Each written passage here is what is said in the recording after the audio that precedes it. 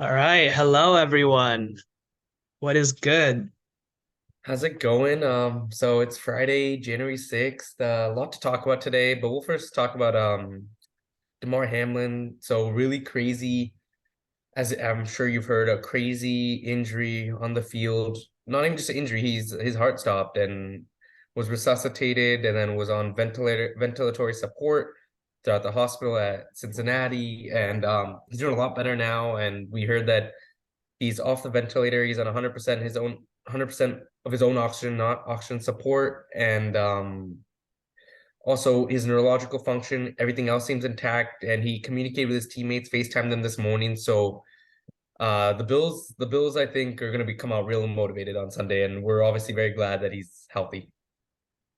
Yeah, I remember. I actually I saw it live. That like tackle and then him just falling Yeah, down. And then at first I was confused. And then once I saw all the Bills players like choking up and like, having like showing those like shocked expressions, I was like, oh, something major happened. And they yeah, weren't really showing it for a while, but once they showed the instant replay, I was like, oh wow, this is gonna be big. Like who knows how bad his health might continue to go. But I'm glad he's feeling better.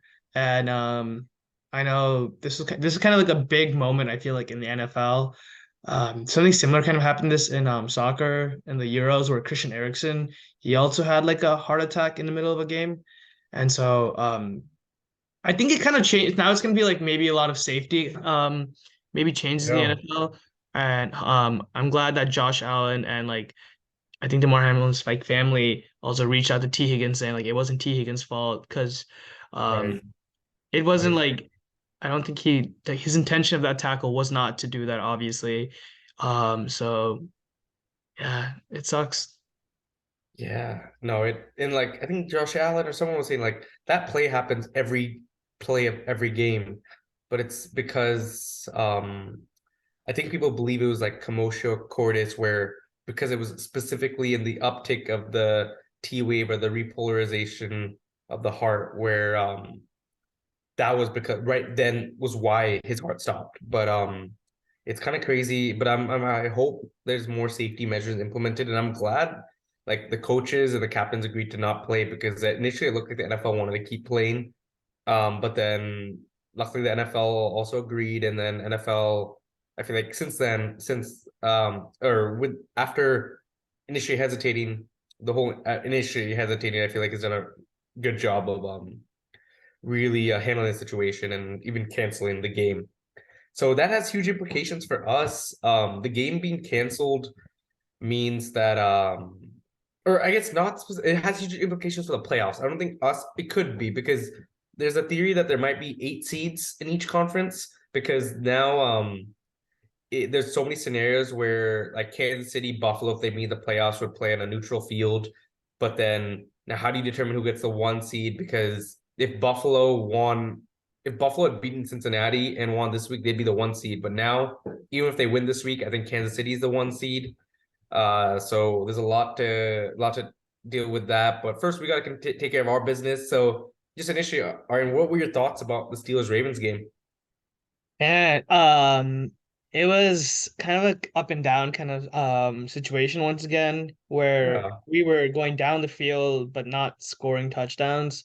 So nothing new, but I think it'll always be frustrating.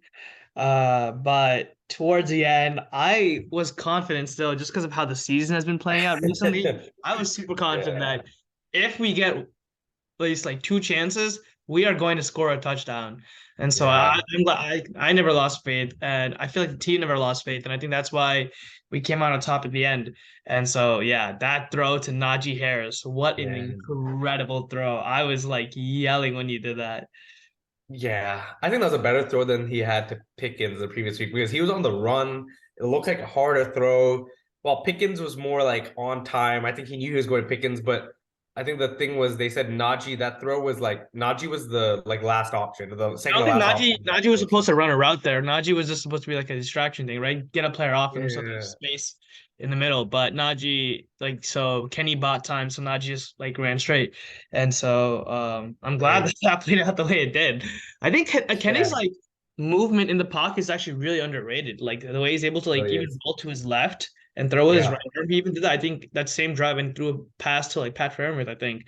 And so, yeah, I mean, he's pretty good. I mean, it reminds me kind of like a Russell Wilson. Like he's like yeah. known for doing that. So yeah. No, it was great. And our running game has been really impressive. Najee, I think he's 50, 60 yards away from getting his second consecutive 1,000-yard rushing season, which was looking very slim to begin the year because Najee started very slowly. So that's been great. Kenny's been clutch. But one thing, if we get into the playoffs too, Boswell's got to stop missing field goals. He's just missing, and I don't know what's been going on, but that's got to stop. The defense has played well. Watt and Minka were very clutch, and then Devin Bush surprisingly didn't play much at all. Hmm. And it was a lot of Robert Spillane and Mark Robinson, because also Miles Jack got hurt. And Mark Robinson was our seventh round rookie linebacker this year, which is really shocking. But I read that Devin Bush handled the benching like a pro, and that I initially thought, all right, this means the end of Devin Bush, because this is like his like I think contract year, his last year before being a free agent. But apparently the organization said they're gonna play him more this week because it's part of the game plan. So I'm not sure why, because if the game plan was stopped to run, the Browns are going to run the ball a lot. So why do you change that game plan? But what are your thoughts on the Devin Bush benching, flat out benching, because he didn't play much at all? Yeah. I mean, I don't know. I think a lot of fans are kind of confused and also I think quick to make assumptions as well. Like, yeah, Devin Bush's like time as a Steeler is essentially over, and Mark Robinson had a pretty good game. Uh, but at the same time, I like players will have like slumps and Yeah. other players will perform well. I don't necessarily think it's the end of Devin Bush because Mark Robinson's still a rookie, still has a lot to learn. So I think we probably might still like rotate that position. So I would not be surprised if Devin Bush gets more game time next week. What I was going to talk about also was we talked about how clutch Kenny has been, Kenny Pickett, and then how Yeah. great Najee Harris has been. And Big Ben has been praising them a lot on his Yeah. podcast. So you guys should check that out. Where it's interesting. Big Ben was a comment. He's like, "Oh, I underrated Kenny Pickett. I didn't think he'd be as good as he is right now." So I was like, "Well, oh, interesting. Like I didn't know you had like high expectations, and he like beat your expectations." So it was an interesting way he presented that. Yeah. But he was also really proud of Najee. He's like, Najee has been showing like great leadership and continuing to excel. So interesting insight from Big Ben. Yeah. No, no, definitely. And then along with that, Kenny was voted rookie of the year for the team. People thought maybe it could go to Pickens, but Kenny, since that, he's been very clutch. And then we both talked about this before. We both agree Minka deserves team MVP for the Steelers, which he did get. Yeah, Um I feel like if it's so not Minka and every player is healthy, I think TJ Watt would have been in that debate, yeah. but he was injured right for a lot of the season, and Minka has been consistent, and oh my God, every game is an interception for him. Like he Yeah. gets interception a He's game. the close, Is he he's the or is he in close. second? He's got to be top three. So that is impressive. That's what's fun about like watching our team, is that like the offense late on, Kenny's clutch, so you're excited. When the defense is on, you feel like there's gonna be a sack or an interception because of Watt and Minka. And so we got two closers on the defensive end, which is awesome. But yeah, so Steelers somehow, some way, we were 2-6, 3-7, and we're now 8-8, which is ridiculous in my mind. Huge credit to Mike Tomlin, always keeps the troops motivated. And read that someone said it well. There's some Steelers fans, and granted, like I was also thinking the same way too. I was one of them, even though I'm a diehard Steelers fan. I was thinking maybe it's our chance to get a really good pick this year and get a great player. But if you want to root for tanking, which the Steelers will never do, they were saying root for the Colts, root for the Bears, root for some other teams. But if you want a team that'll always fight, root for the Steelers. So playoffs are on the cards. Mike Tomlin's non-losing season also is on the cards. So what has to happen? It all happens at 1 o'clock. So 1 p.m. Eastern, 1 to 4, we'll know the Steelers' fate for the playoffs. The Bills got to beat the Pats, which I think is going to happen. I think the Bills are going to blow out the Pats because they're going to be so fired up with Damar Hamlin's recovery, and the whole country's going to be cheering for Buffalo. And I'll admit, like, if the Steelers aren't playing the Bills, I'll probably be a Buffalo fan this playoffs. So, and then the Jets got to beat the Dolphins. That's where it gets dicey. They're both starting. They're probably going to start the third string quarterbacks.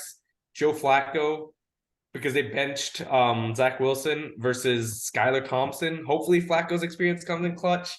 And then we got to beat the Browns. All right.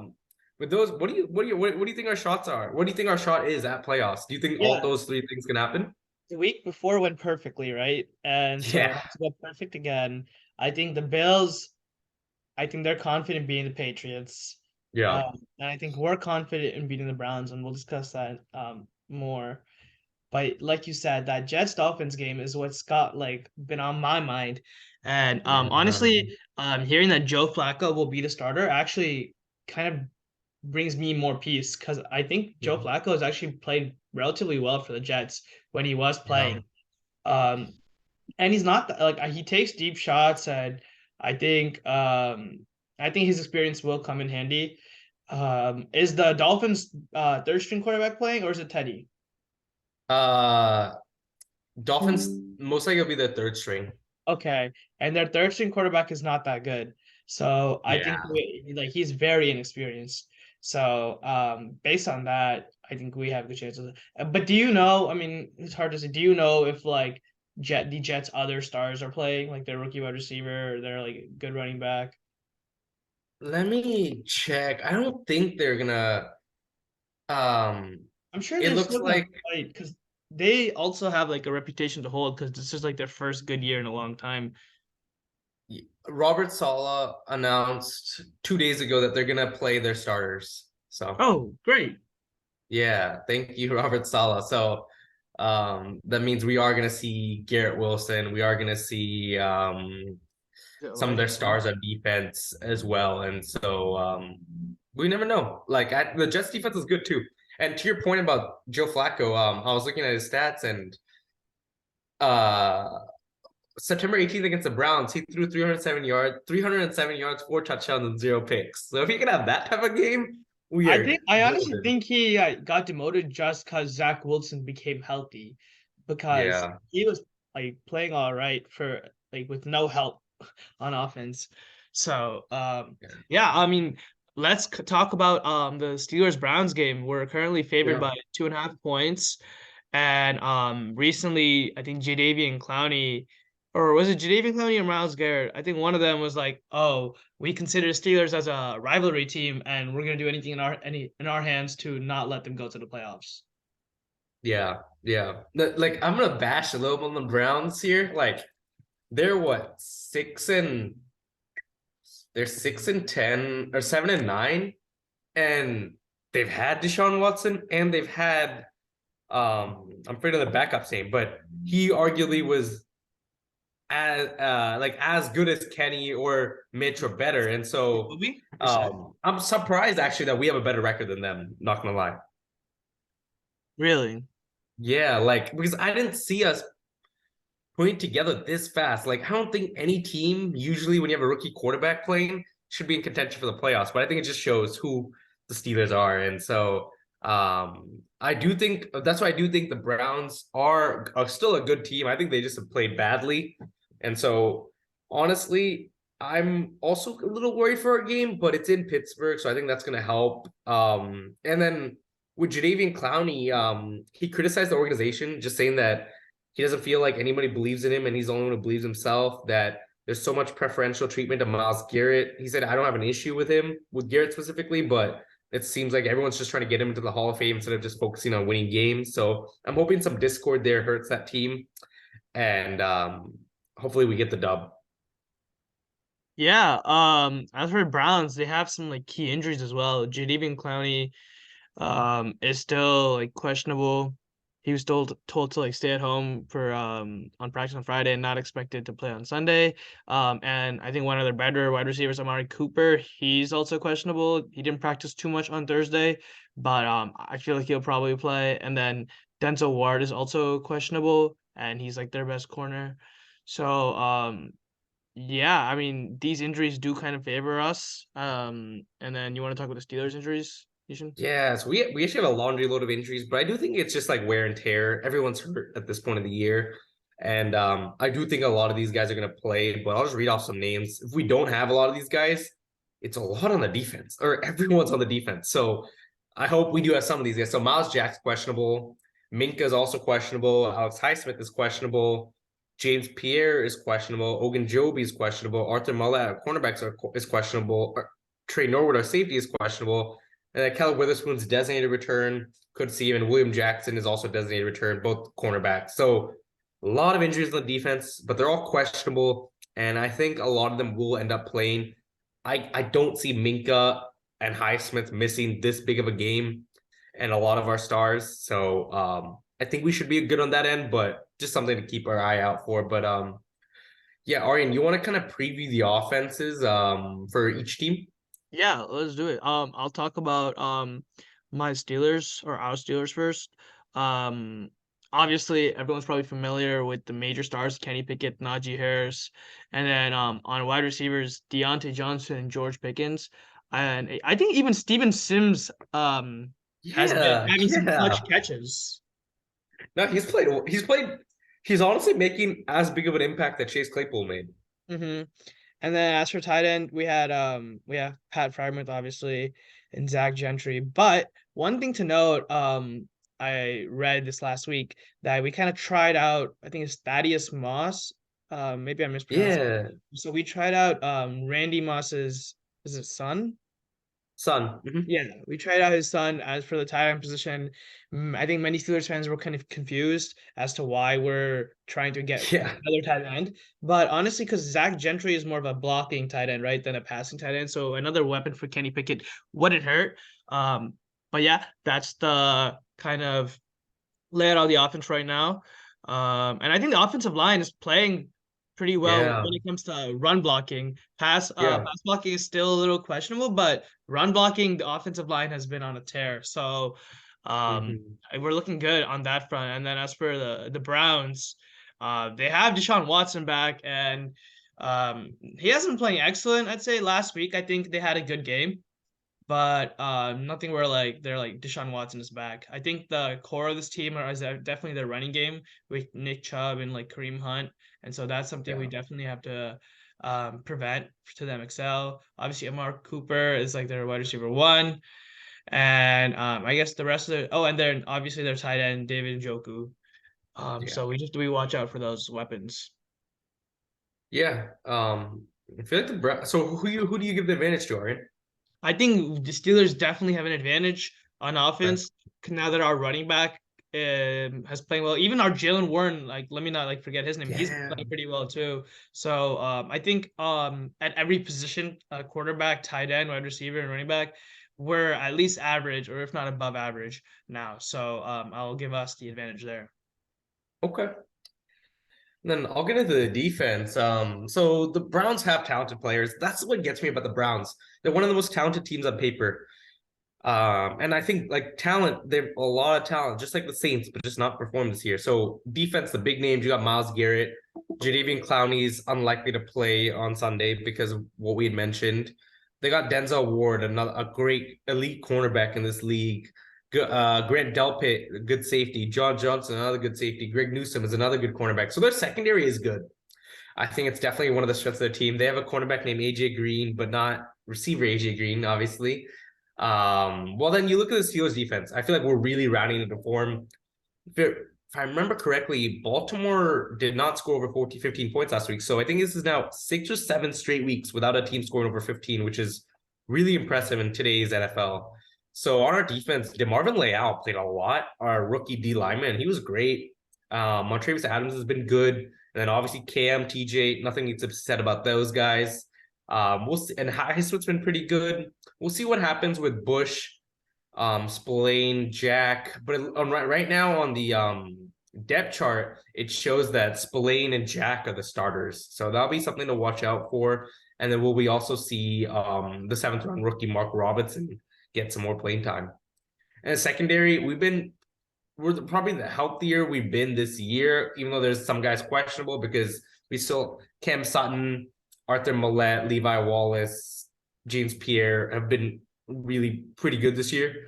Against the great receiving cores, we've not been as good, but most teams were pretty good. And then nothing needs to be said about Minka again. So I'll give the advantage to the Steelers on defense. I think our defense is playing lights out, and I think if we can get pressure on Deshaun Watson, we could. That'll go a long way into winning this game.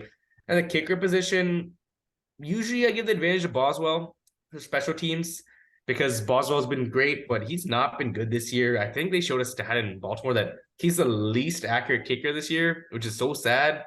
And so I think he's better than Cade York, who's a Browns kicker. And overall, I think the other parts of the special teams is kind of evens out. Even though Steven Sims is a good returner, I'll give the advantage to the Browns. I don't know what's been going on with Boswell, but I hope he's converts all his chances this week. And the weird part is a lot of his misses are coming from under 50 yards. He's actually not bad. Like he's pretty accurate from 50 and over. So it might be something mental. So something to keep an eye out for. But Aryan, what are your keys for this game this year? I mean this week. Yeah, this week I think first thing is to stop the run on Yeah. defense. I think that's their like main path for the Browns to win. So yeah, stop the run. And I think then for us is kind of like, in my opinion, it's not necessarily a key because we've been winning without it, but something I would hope is like target Pickens more. Yeah. Yeah, he's unbelievable. He's definitely like I haven't been this excited about a rookie receiver in a while. I feel like Claypool was probably the last one because we used him in so many different ways and he went crazy that rookie year. I think that was the year we went 11-0 to start the year. And so but I think Pickens better than Claypool already. And the last key I would say is just the offense. Ben was talking about this in his podcast too. Like it's great that we're holding drives because it keeps the defense rested. And Ben was like saying that is good.